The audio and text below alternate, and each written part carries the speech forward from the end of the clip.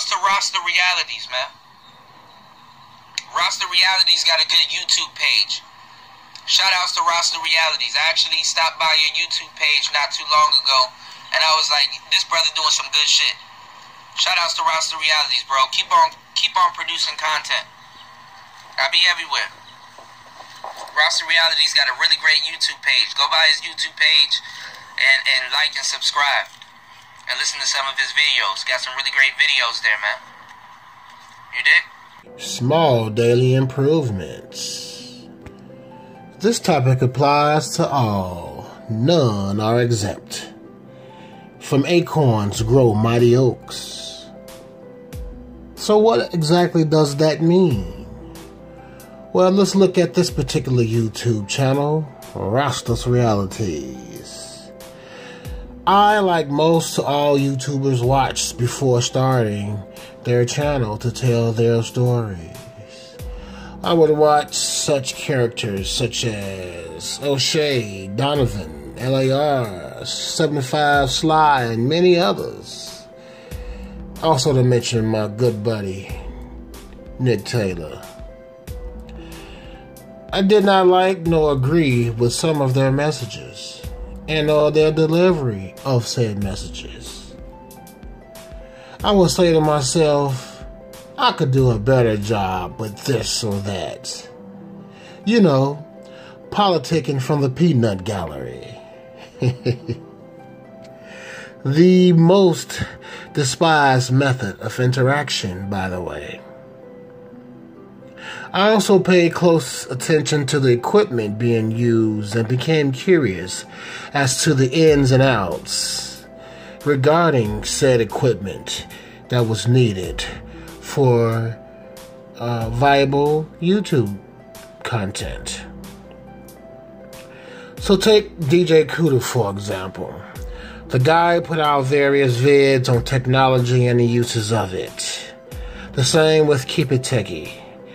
I said to myself, that's what I want to be regarding putting out content, gadgets, etc. You know, the small things. They do add up. I then began to buy little things here and there in the interest of starting my own channel, but I was obsessed, very obsessed, on the equipment and made plenty of excuses why I had not started my channel. And as time passed by, and I also doubted that anyone would want to hear or see me on any capacity on YouTube.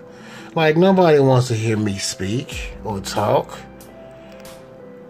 But YouTube is a people's platform.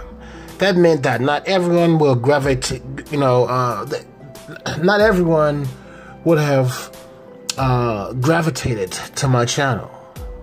But there's those who would and appreciate the firm, no bullshit, entertaining, and informative, intimate content that I could provide.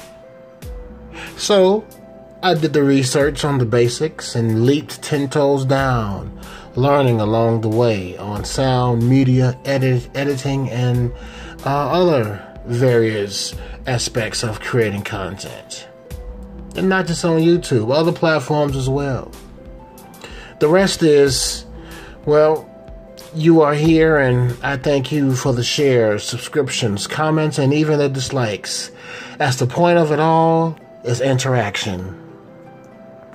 Small daily interactions applies universally. Take my custom jewelry business that I run. The very first thing that I did was spread ideas and promote a business that was not there. All while creating a business email, cards, and every 2 weeks buying materials here and there to create products for sale. As I began to put together necklaces and the sets, shortly after that I did the research on websites and the ins and outs of it and the EIN information for tax purposes. All new areas that I was ignorant to in 2017, 2018. Fast forward into a small collection of products made, of which I began to promote as I worked various jobs. to make the dream a reality. Eventually, I made sales. Those sales promoted more sales by word of mouth and my level of business acumen, which, by the way, started when I was a young man, going through other people's trash, collecting recyclables to turn in for cash. I could go on and on as to how small things led to far larger things for monetary and personal gain purposes, but I believe that you get the gist. The message is, never be afraid, as I once was, to start on anything. Step by step, learn and grow, and before you know, you will run a show of your own, representing your nationality and self, and that's the reality.